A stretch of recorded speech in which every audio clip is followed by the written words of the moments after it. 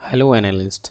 आज हम आपको एक वीबीए से एक इंटरव्यू रिलेटेड एक क्वेश्चन आपको सॉल्व करके यहाँ दिखाएंगे। फॉर एग्जांपल मेरे पास ये सैम्पल डेटा है। यहाँ पे आप देख सकते हैं ये कोड लिखे हुए हैं और उसके आगे ये प्रोडक्ट 1, प्रोडक्ट 2, प्रोडक्ट 3, प्रोडक्ट 5 इस टाइप के ये प्रोडक्ट लिखे हुए हैं। तो अब ये टास्क ये है कि फॉर एग्जांपल ये जो डील आईडी है 507 तो मेरी यहाँ पे पेस्ट होके आए और उसके बाद में ये प्रोडक्ट जो है यहाँ पे ए आ जाए, यहाँ वी आए। एग्जाम्पल के तौर पे मुझे आउटपुट ऐसे चाहिए जैसे मैंने इस बटन को हिट किया इस टाइप से, तो मुझे रिजल्ट ऐसे चाहिए। तो इसमें क्या कोड करना है, क्या यूज करने, क्या लॉजिक होंगे, वो मैं आपको इस वीडियो में सिखाऊंगा। और ये एक इंटरव्यू में भी क्वेश्चन पूछा जा सकता है, किसी भी इंटरव्यू में पूछा जा सकता है। तो ये के इम्पोर्टेंट क्वेश्चन है। तो चलिए मैं आपको बताता हूँ कि इसमें कैसे कोड करते हैं और इसमें क्या लॉजिक होंगे, और मैं आपको बताऊंगा अभी। अ, इसके लिए आप विजुअल बेसिक एडिटर पे आ जाते हैं। उसके बाद में या तो आप डायरेक्ट इस पर क्लिक कर सकते हैं या Alt F11 भी प्रेस कर सकते हैं।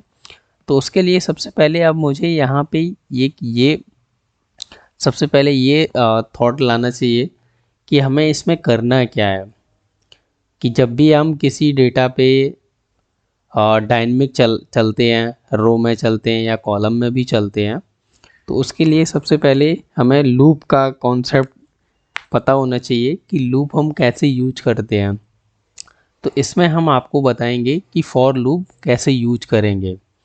तो उससे पहले मैं आपको बता दूं कि इसमें लूप दो यूज होंगे। लूप के अंदर एक लूप यूज होगा जिसे हम नेस्टेड लूप भी, फॉर लूप भी कह सकते हैं। तो एग्जाम्पल के तौर पे मैं कोड स्टार्ट करता हूँ। ये कैसे सब प्रोसीजर कैसे लिखते हैं, ये क्या कॉन्सेप्ट है, इसका मैंने एक वीडियो अभी बनाया वेब स्क्रैपिंग का। उसमें मैंने इसका डिटेल में बताया है कि ये कैसे क्या होता है, इसमें क्या नहीं होता है। तो चलिए मैं लिखता हूँ। तो सबसे पहले मैं यहाँ पे दो वेरिएबल डिफाइन कर लेता हूँ। Dim I as long. यहाँ पे मैंने लॉन्ग इसलिए लिया हुआ है क्योंकि अगर मैं इंटीजर लूँगा, इंटीजर भी ले सकता हूँ क्योंकि मेरे पास अभी छोटा डेटा है। ये सैंपल के तौर पे for example in further data ज़्यादा वॉल्यूम में आएगा तो वो क्या होगा कि आपका इंटीजर का लिमिट जो है वो 32,000 तक है, 32,000 समथिंग है। और उसके बाद में अगर आप लॉन्ग लेते हो तो लॉन्ग की जो रेंज वैल्यू है, जो रेंज लिमिट होती है, वो आपकी जो एक्सेल में सेल होते हैं, सॉरी एक्सेल में जो रो होते हैं उसका 2047 गुना ज़्यादा उसकी रेंज वैल्यू होती है।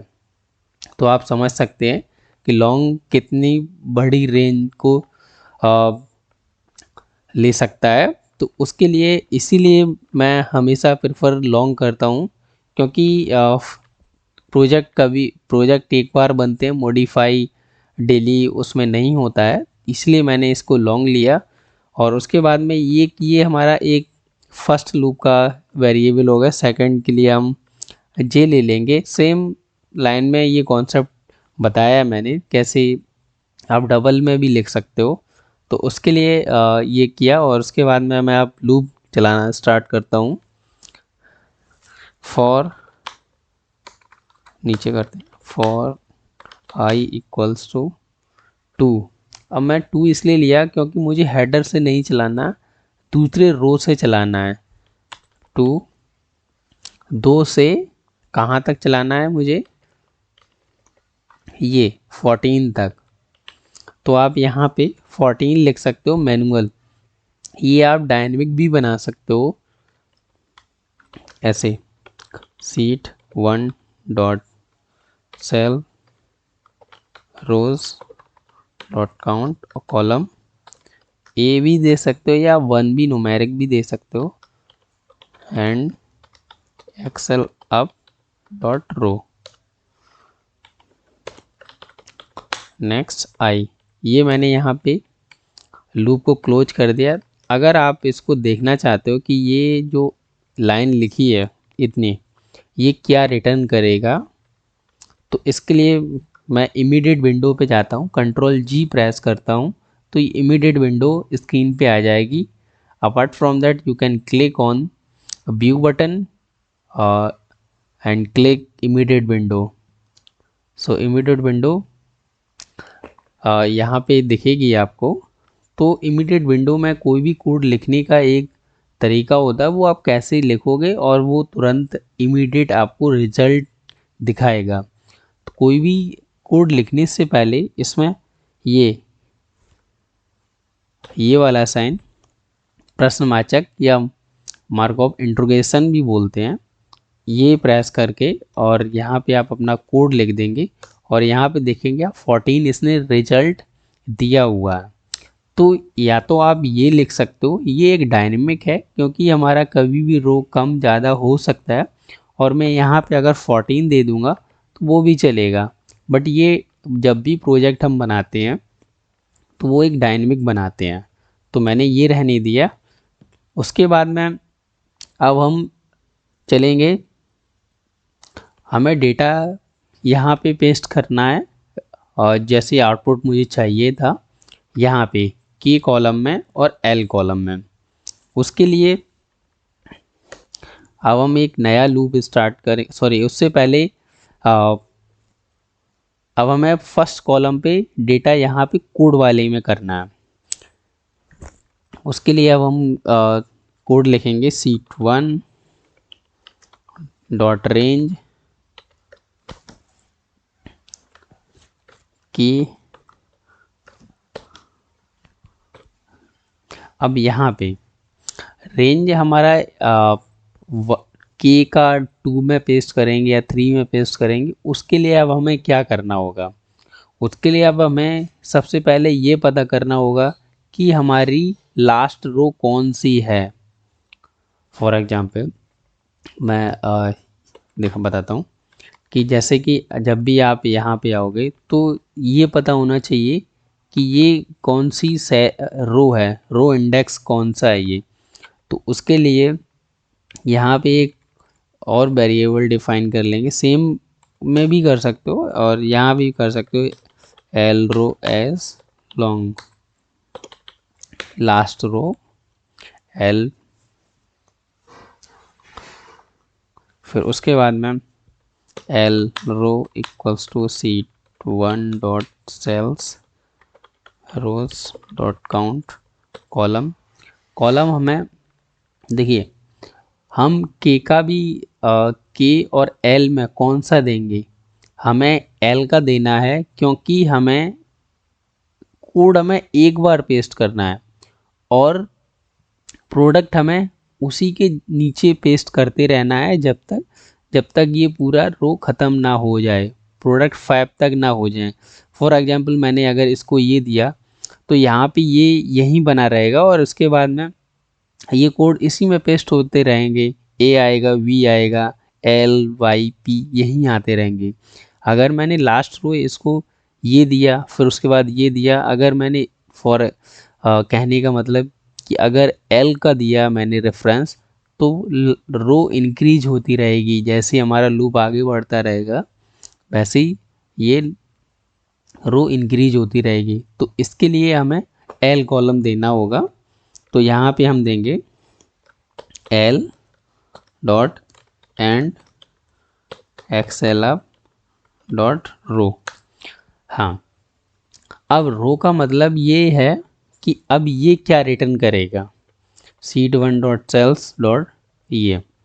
अब ये तो रिटर्न करेगा, ये आप देख ये 1 किया, अगर ये 1 रहा तो हमें क्या करना, अगर हमें कॉपी करके ए आएगा तो हमें 1 पे पेस्ट नहीं कराना, ना कि हेडर पे ये चला जाएगा। तो उसके लिए हम क्या करेंगे,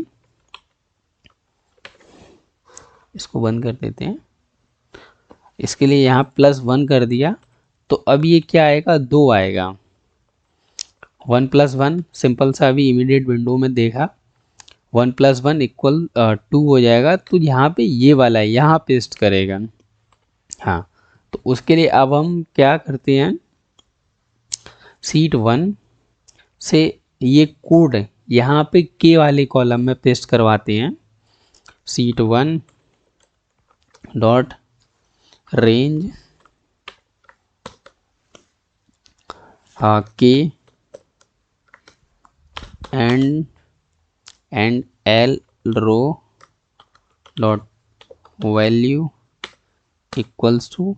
अब हमारी ये वैल्यू आ कहाँ से रही है, सबसे पहले अगर हम ये कॉन्सेप्ट लिखते हैं तो सबसे पहले ये रिसीवर होता है और उसके बाद ये सेंडर होता है कि जहाँ से वैल्यू आ रही है। ठीक है, तो हमें रिसीव कहाँ करना है, के कॉलम में रिसीव करना है और लास्ट रो मतलब 2 में है, के 2 में रिसीव करना है। हमारी वैल्यू कहाँ से आएगी, शीट 1 सेल्स। अब ये रो हमारी कौन सी होगी, रो हमारी आई होगी, क्योंकि हमारा ये जो फर्स्ट लूप है वो हमारा फर्स्ट कॉलम पे यूज हो रहा है, यहाँ पे ये डॉट वैल्यू। अब यहाँ पे ये वैल्यू आ गई। ठीक है, अब यहाँ पे तो हमारा क्या होगा कि कोड आएंगे, उसके बाद में कोड के बाद में हमें प्रोडक्ट भी उठाने हैं जस्ट उसके सामने, और कोड हमेशा उसके नीचे नीचे आए, जब तक चले जब तक कि वो पूरी रो ख़त्म नहीं हो जाए जहाँ तक हमने उसको दिया हुआ है उसका रेफरेंस। ठीक है, तो अब हमें दूसरा लूप चलाने का कॉन्सेप्ट लिखेंगे, फॉर j = 6। मैंने 2 से क्यों स्टार्ट किया, हमें फर्स्ट कॉलम से स्टार्ट नहीं करना, 2 से किया, 2 3 4 5 और 6, यहाँ 6 कॉलम है, 2 6। इस लूप को पहले क्लोज कर देते हैं जी। अब ये क्लोज करने के बाद में अब यहाँ से यहाँ पे वैल्यू उठाएंगे, शीट 1 रेंज। अब हमें वैल्यू प्रोडक्ट कहाँ उठाने, एल कॉलम में, L dot L row dot value equals to. अब हमारा ये तो हो गया रिसीवर, सेंडर कौन हो गया, शीट 1 डॉट सेल्स, और उसके बाद में सेल आई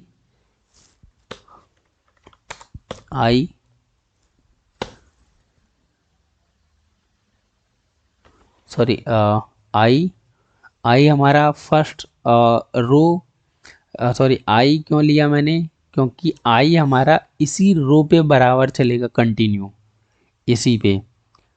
ठीक है, और कॉलम हमारा कौन सा हो गया, जे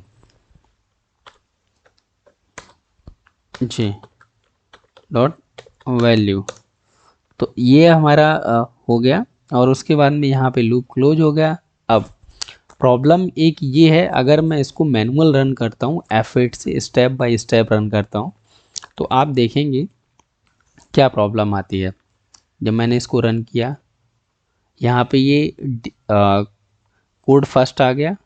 ठीक है, अब उसके बाद में अब आप जब इसको यहाँ पे हावर करोगे तो ये L2 तो हो गया। ठीक है, अब ये L2 है, परफेक्टली यहाँ L2 आएगा। ये जो कोड है आप यहाँ पे देखोगे, ये J2 और ये 2, तो सेल 2 और 2 मतलब सेकंड रो और सेकंड कॉलम, ये वाला ए है, ये यहाँ से डेटा यहाँ पे उठ के यहाँ पे आएगा। मैंने इसको रन किया, ये यहाँ परफेक्टली आ गया। अब उसके बाद में मैंने यहाँ पे फिर रन किया इसको, अब आप यहाँ पे देखोगे, यहाँ पे ये 2 है, 2 से ये आगे मूव नहीं हुआ है। तो इसके लिए हमें क्या करना होगा, इसको मैं स्टॉप कर देता हूँ। उसके लिए क्या करते हैं कि हम एल रो वाला जो कॉन्सेप्ट है, जो यहाँ पे यूज किया हुआ है मैंने, तो उसको यहाँ पे एक बार और कॉपी पेस्ट कर देते हैं, ताकि हमारा जो एल रो मैंने यहाँ पे दिया हुआ, तो वो भी इंक्रीज इस लूप के अंदर इंक्रीज होता रहे। इस लूप के अंदर ये तो हमारा कॉलम पे जो चल रहा है वो यहाँ पे इंक्रीज हो रहा है, बट हमारा ये रो में जो चल रहा है वो इंक्रीज नहीं हो रहा है। तो अब आप देखेंगे, चाहे तो आप इस रिजल्ट को हटा सकते हो और उसके बाद में यहाँ पे स्टेप बाय स्टेप रन करोगे। यहाँ पे परफेक्टली आ रहा है यहाँ पे। अब आप यहाँ देखोगे, यहाँ पे अब यहाँ से ये प्लस हो गया, अब यहाँ 3 आ गया, तो इट्स मीन्स कि यहाँ पे आप देखोगे 2 और इसका ये 3, ये V, तो यहाँ पे ऐसे आता रहेगा रिजल्ट। मैं इसको और साइड से अरेंज कर देता हूँ, सॉरी, ऐसे। तो आप देख सकते हैं एक साथ मैं इसको रन कर देता हूँ और यहाँ पे यह परफेक्टली इसका रिजल्ट आपके सामने है। तो आई होप कि आपने इस वीडियो में VBA का जो लूप का कॉन्सेप्ट है वो अच्छे से समझा होगा, और ये आप बटन भी शेप डाल के यहाँ पे मैक्रो असाइन कर सकते हैं। तो अगर आपने इस वीडियो में कुछ भी एक नया अच्छा चीज़ सीखा होगा तो प्लीज़ आप मेरे चैनल को सब्सक्राइब करिए, आप अपने दोस्तों के साथ शेयर करिए, तो वो उनको भी बताइए कि आप कितना अच्छा वीडियो देखते हैं। So thank you for watching this video, have a nice